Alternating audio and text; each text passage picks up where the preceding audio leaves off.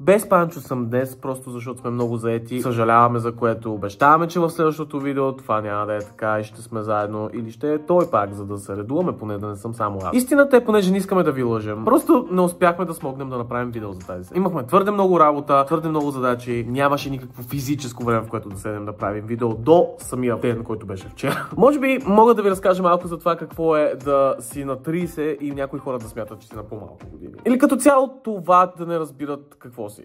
Това, искате ли да ви кажа истината? Това, което се случва, когато изглеждаш по-млад отколкото всъщност си, е, че хората просто не те уважават толкова, колкото ти се иска.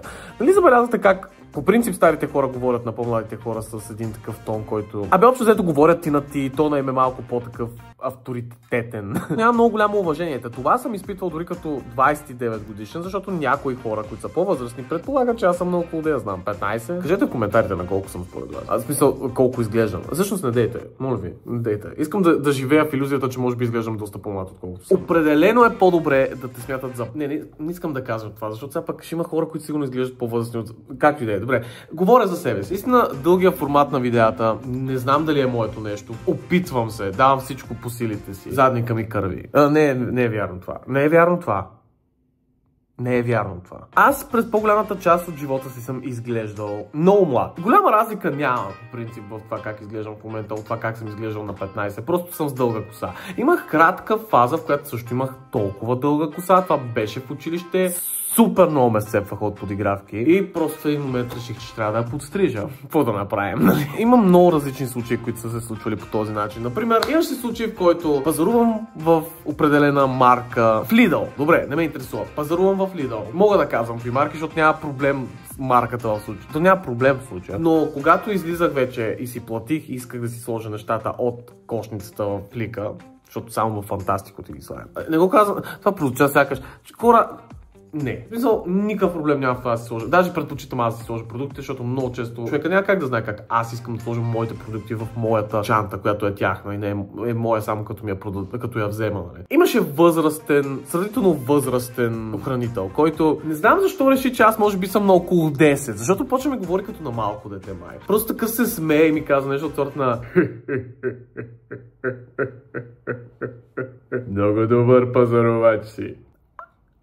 И аз му казах, аз не знам защо първото нещо, което ми дойде на ума е да му кажа, аз съм на 30 почти. Защото това се случи, когато бях на около 28 или 29.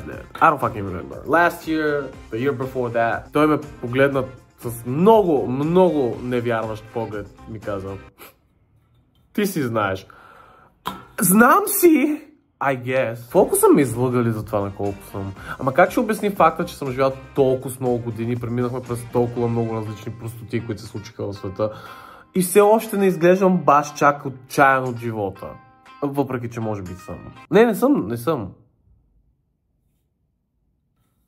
Не съм. Има случаи, в които когато се облека по определен начин, даже ще се опитам да го направя в това видео, момент само. В смисъл, в момента както съм си така с раницата и мога да съм ученик, нали?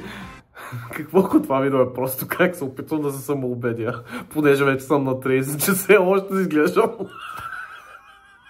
Това беше фейк. Всички го знаем. То се изглежда фейк. Както и да е, чай се свалят.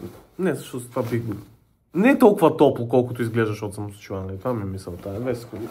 В момента пак ми е много жега с това вече. By the way, шегувам се, нямам никакъв проблем. Нито с годимите ми, нито с това как се чувствам с годимите ми. Всичко е на уед.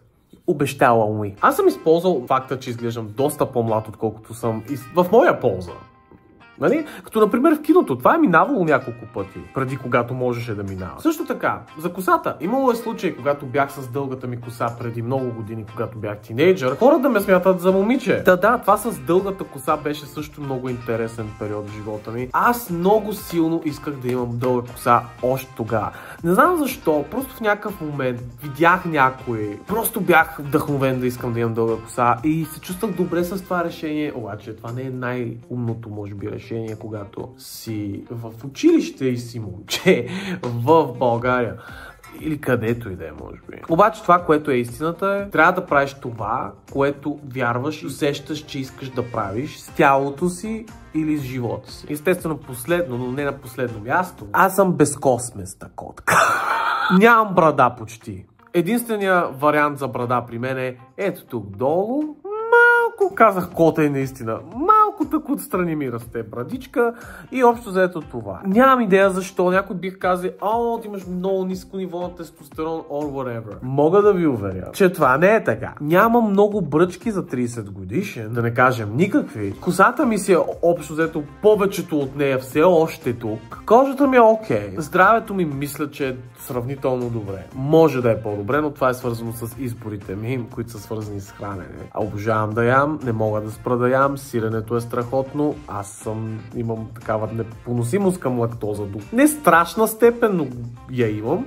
И не мога да се откажа от сиренето. I'm sorry, I've tried. Да продължаваш да растеш на години, но не на това как изглеждаш да се променя в такъв аспект и също начинът, по който се чувстваш да не е по-различно от това как си се чувствал на 15 с няколко добавени там side quests in life, as I call them. Аз мога да кажа, че съм живял в 2 века. Това скоро на хора, които се раждат след 2000-та, не мога да кажа, че ще им се случи. Като човек в тези години расъл и живял, минахме през толкова много различни неща, като 11 септември 2001 година с кулите близнаци, войната в Ирак, 2008 с финансовата криза, която ни удари, COVID, други проблеми с войни. Минахме през толкова много различни неща и накрая стигнахме до извода, че всъщност нямаме идея какво се случва. И изглеждаме млади, защото някакви сме в пауза, може би, на годините си, в които е трябвало да живеем нещо, но така и не сме живяли. Не искаме да сме твърде дип в това видео, защото това не е идеята на това видео. Не знам каква е идеята на това видео всъщност, но не знам дали това видео ще стигне до хора, които са в моята възраст, мои набори, но дали се усещате сякаш по някакъв начин живота ви до някаква степен, въпреки че продължава